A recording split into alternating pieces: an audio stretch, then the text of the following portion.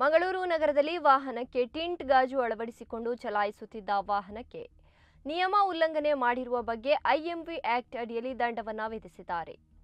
ವಾಹನದ ಮಾಲೀಕರಿಗೆ ಮಂಗಳೂರು ಸಂಚಾರ ಪೂರ್ವ ಪೊಲೀಸ್ ಠಾಣೆಯ ಪೊಲೀಸ್ ಉಪನಿರೀಕ್ಷಕರು ಠಾಣೆಗೆ ಕರೆಸಿ ವಾಹನಕ್ಕೆ ಅಳವಡಿಸಿದ ಟಿಂಟ್ ಗಾಜು ತೆಗೆಸಿ ಮುಂದಕ್ಕೆ ಅಳವಡಿಸಿದಂತೆ ಎಚ್ಚರಿಕೆಯನ್ನ ನೀಡಿ ದಂಡವನ್ನು ವಿಧಿಸಿದ್ದಾರೆ. ಇನ್ನು ಮಂಗಳೂರು ನಗರದಲ್ಲಿ ಒಂದೇ ಬೈಕ್ನಲ್ಲಿ 3 ಜನರು ಕುಳಿತು ಪ್ರಯಾಣ ಮಾಡ್ತಾ ಇದ್ದ ವಾಹನದ ಯುವಕರಿಗೆ ಹಾಗೂ ವಾಹನವನ್ನ ಪತ್ತೆ ಹಚ್ಚಿ ಯುವಕರನ್ನ ವಿಚಾರಣೆಯನ್ನ ನಡೆಸಿ ಸೂಕ್ತ ತಿಳುವಳಿಕೆಯನ್ನ ನೀಡಿ ಸಂಚಾರ ನಿಯಮ ಉಲ್ಲಂಘನೆ ಮಾಡಿದ್ದಕ್ಕೆ ರೂಪಾಯಿ 2500 ದಂಡವನ್ನು ವಿಧಿಸಿದ್ದಾರೆ.